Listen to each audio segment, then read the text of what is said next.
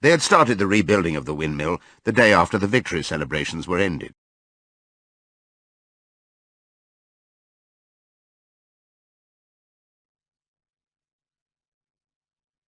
Boxer's split hoof was a long time in healing. They had started the rebuilding of the windmill the day after the victory celebrations were ended.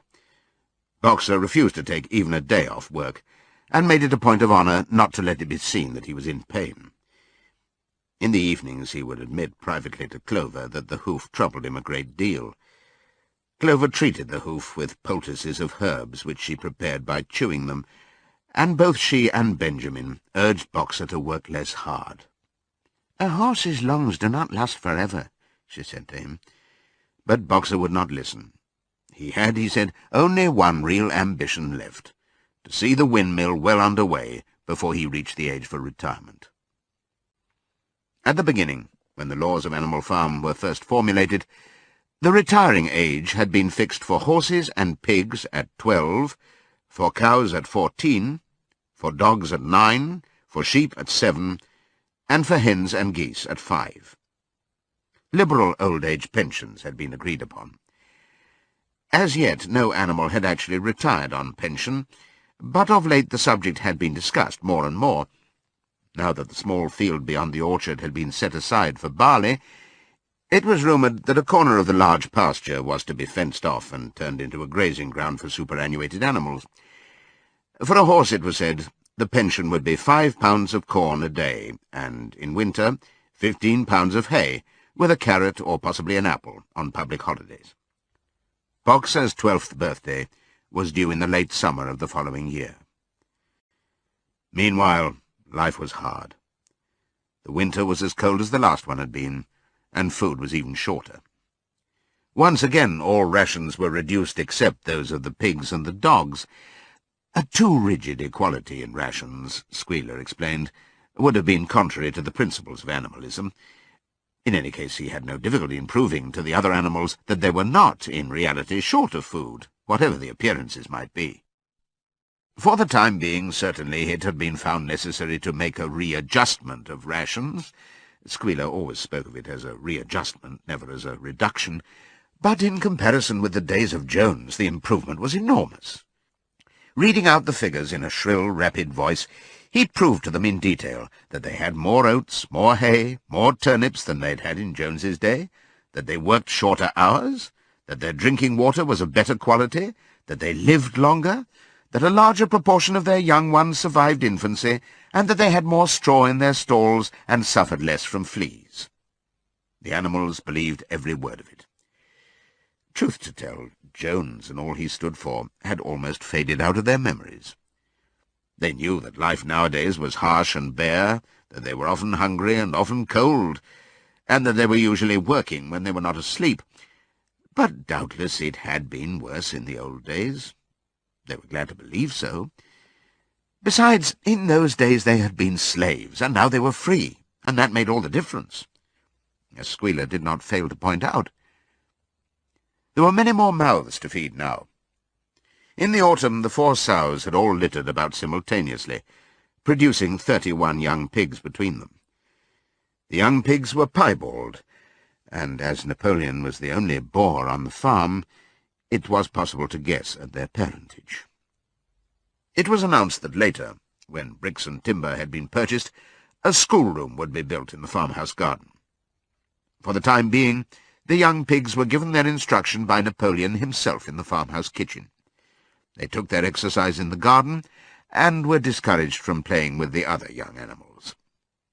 About this time, too, it was laid down as a rule that when a pig and any other animal met on the path, the other animal must stand aside, and also that all pigs, of whatever degree, were to have the privilege of wearing green ribbons on their tails on Sundays. The farm had had a fairly successful year, but was still short of money. There were the bricks, sand, and lime for the schoolroom to be purchased, and it would also be necessary to begin saving up again for the machinery for the windmill.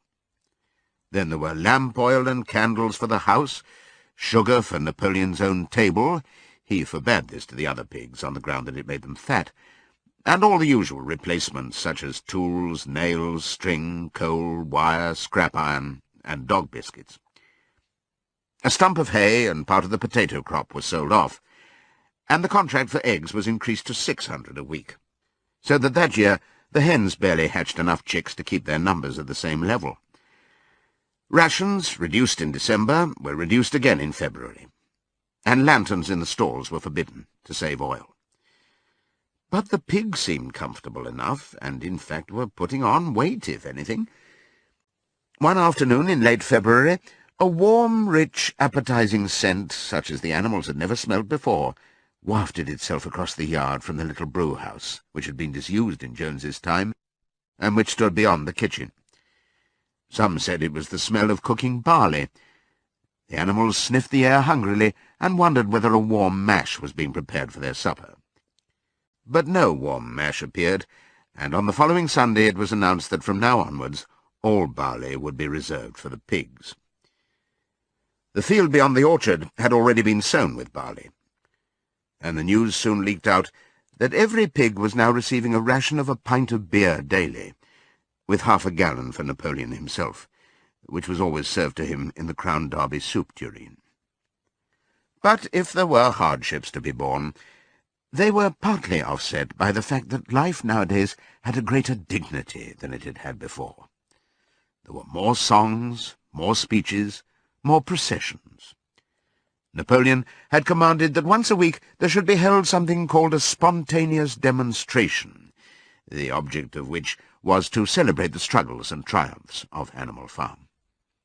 At the appointed time, the animals would leave their work and march around the precincts of the farm in military formation, with the pigs leading, then the horses, then the cows, then the sheep, and then the poultry.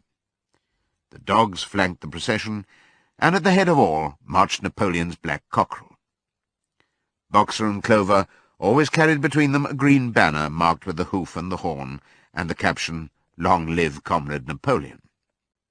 Afterwards there were recitations of poems composed in Napoleon's honour, and a speech by Squealer, giving particulars of the latest increases in the production of foodstuffs, and on occasion a shot was fired from the gun.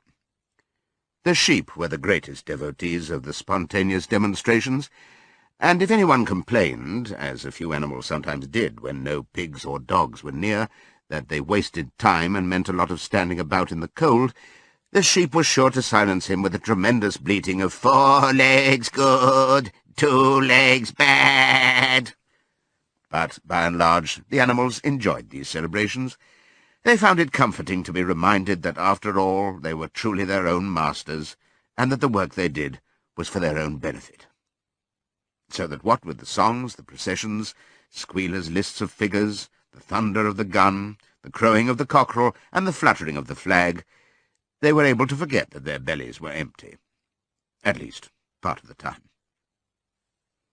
In April, Animal Farm was proclaimed a republic, and it became necessary to elect a president. There was only one candidate, Napoleon, who was elected unanimously.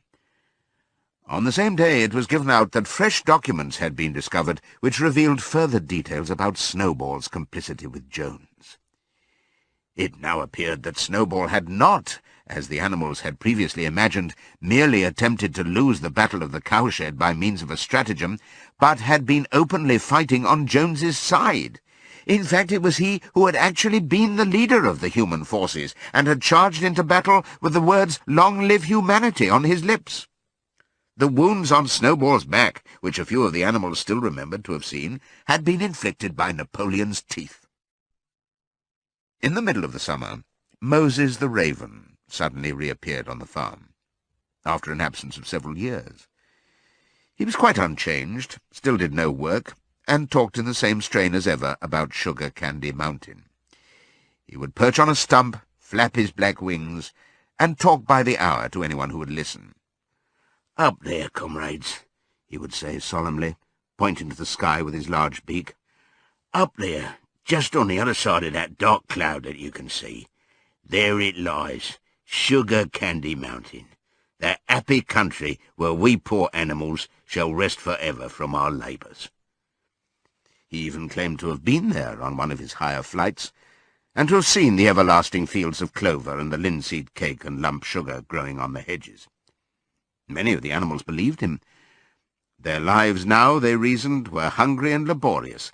Was it not right and just that a better world should exist somewhere else? A thing that was difficult to determine was the attitude of the pigs towards Moses.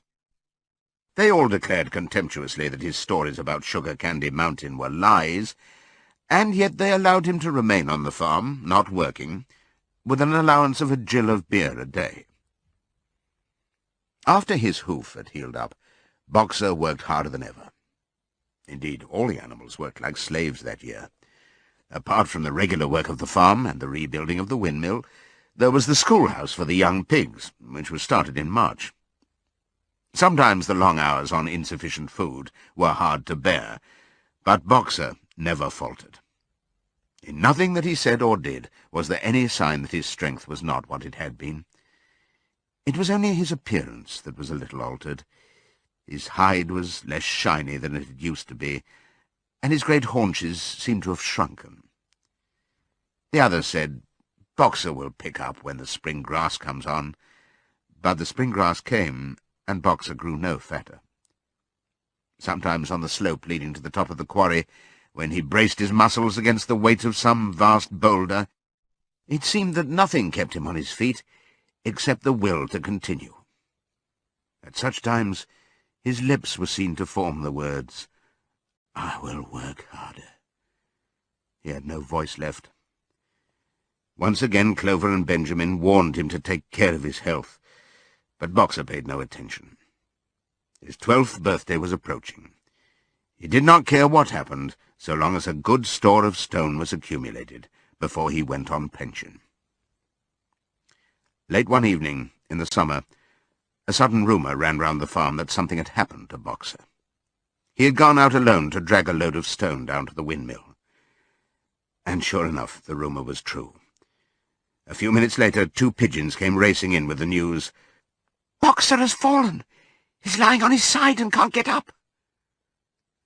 About half the animals on the farm rushed out to the knoll where the windmill stood. There lay Boxer, between the shafts of the cart, his neck stretched out, unable even to raise his head. His eyes were glazed, his sides matted with sweat. A thin stream of blood had trickled out of his mouth. Clover dropped to her knees at his side. "Boxer," she cried, "how are you?" "It is my lung," said Boxer in a weak voice. "It does not matter. I think you will be able to finish the windmill without me. There is a pretty good store of stone accumulated. I had only another month to go in any case. To tell you the truth, I had been looking forward to my retirement. And perhaps, as Benjamin is growing old too, they will let him retire at the same time, and be a companion to me." "We must get help at once," said Clover. "Run, somebody, and tell Squealer what has happened." All the other animals immediately raced back to the farmhouse to give Squealer the news. Only Clover remained, and Benjamin, who lay down at Boxer's side, and without speaking kept the flies off him with his long tail. After about a quarter of an hour, Squealer appeared, full of sympathy and concern. He said that Comrade Napoleon had learned with the very deepest distress of this misfortune to one of the most loyal workers on the farm, and was already making arrangements to send Boxer to be treated in the hospital at Willingdon. The animals felt a little uneasy at this. Except for Molly and Snowball, no other animal had ever left the farm, and they did not like to think of their sick comrade in the hands of human beings. However, Squealer easily convinced them that the veterinary surgeon in Willingdon could treat Boxer's case more satisfactorily than could be done on the farm, and about half an hour later, when Boxer had somewhat recovered, he was with difficulty got onto his feet, and managed to limp back to his stall, where Clover and Benjamin had prepared a good bed of straw for him. For the next 2 days Boxer remained in his stall. The pigs had sent out a large bottle of pink medicine, which they had found in the medicine chest in the bathroom, and Clover administered it to Boxer twice a day after meals. In the evenings she lay in his stall and talked to him, while Benjamin kept the flies off him. Boxer professed not to be sorry for what had happened. If he made a good recovery, he might expect to live another 3 years, and he looked forward to the peaceful days that he would spend in the corner of the big pasture. It would be the first time that he had had leisure to study and improve his mind. He intended, he said, to devote the rest of his life to learning the remaining 22 letters of the alphabet. However, Benjamin and Clover could only be with Boxer after working hours, and it was in the middle of the day when the van came to take him away. The animals were all at work weeding turnips under the supervision of a pig, when they were astonished to see Benjamin come galloping from the direction of the farm buildings, braying at the top of his voice. It was the first time that they had ever seen Benjamin excited. Indeed, it was the first time that anyone had ever seen him gallop. "Quick, quick!" he shouted. "Come at once! They're taking Boxer away!" Without waiting for orders from the pig, the animals broke off work and raced back to the farm buildings. Sure enough, there in the yard was a large closed van, drawn by 2 horses, with lettering on its side, and a sly-looking man in a low-crowned bowler hat sitting on the driver's seat. And Boxer's stall was empty. The animals crowded round the van. "Goodbye, Boxer," they chorused. "Goodbye!" "Fools! Fools!" shouted Benjamin, prancing round them and stamping the earth with his small hoofs. "Fools! Do you not see what is written on the side of that van?" That gave the animals pause, and there was a hush. Muriel began to spell out the words, but Benjamin pushed her aside, and in the midst of a deadly silence he read, "Alfred Simmons, horse slaughterer and glue boiler, Willingdon. Dealer in hides and bone meal. Kennels supplied." "Do you not understand what that means? They are taking Boxer to the knackers."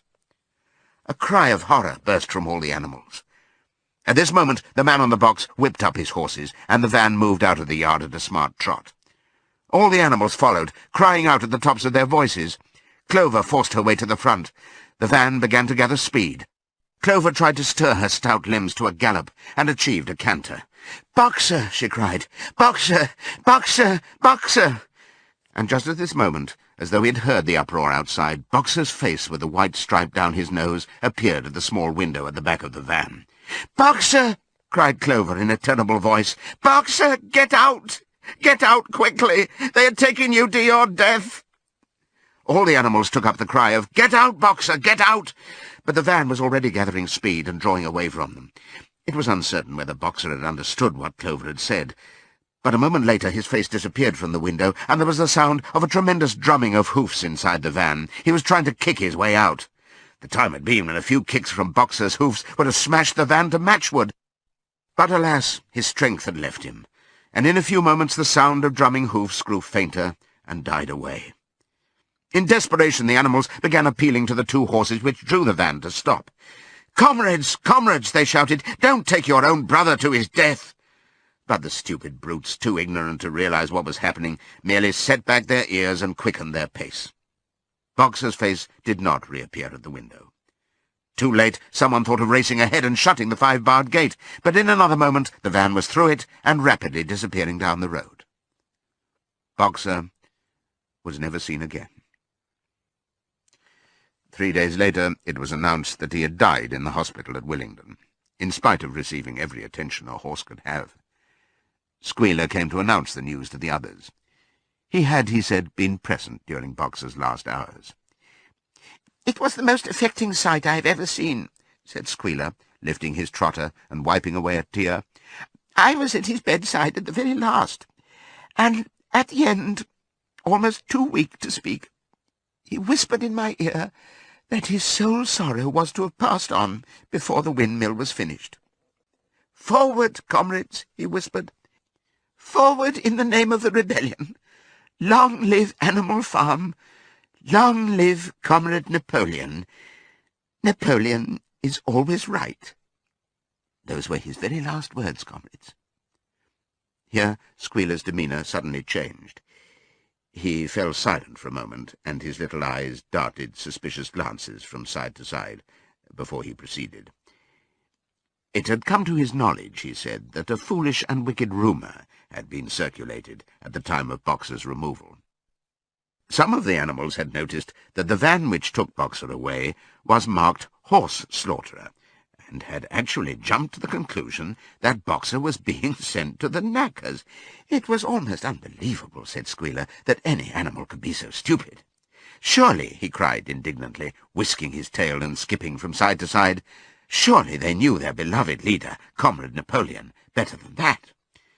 But the explanation was really very simple. The van had previously been the property of the knacker, and had been bought by the veterinary surgeon, who had not yet painted the old name out. That was how the mistake had arisen. The animals were enormously relieved to hear this, and when Squealer went on to give further graphic details of Boxer's deathbed, the admirable care he had received, and the expensive medicines for which Napoleon had paid without a thought as to the cost, their last doubts disappeared, and the sorrow that they felt for their comrade's death was tempered by the thought that at least he had died happy. Napoleon himself appeared at the meeting on the following Sunday morning, and pronounced a short oration in Boxer's honour. It had not been possible, he said, to bring back their lamented comrade's remains for interment on the farm, but he had ordered a large wreath to be made from the laurels in the farmhouse garden and sent down to be placed on Boxer's grave. And in a few days' time the pigs intended to hold a memorial banquet in Boxer's honour. Napoleon ended his speech with a reminder of Boxer's two favourite maxims: "I will work harder," and "Comrade Napoleon is always right." Maxims, he said, which every animal would do well to adopt as his own. On the day appointed for the banquet, a grocer's van drove up from Willingdon and delivered a large wooden crate at the farmhouse. That night there was the sound of uproarious singing, which was followed by what sounded like a violent quarrel, and ended at about 11 o'clock with a tremendous crash of glass.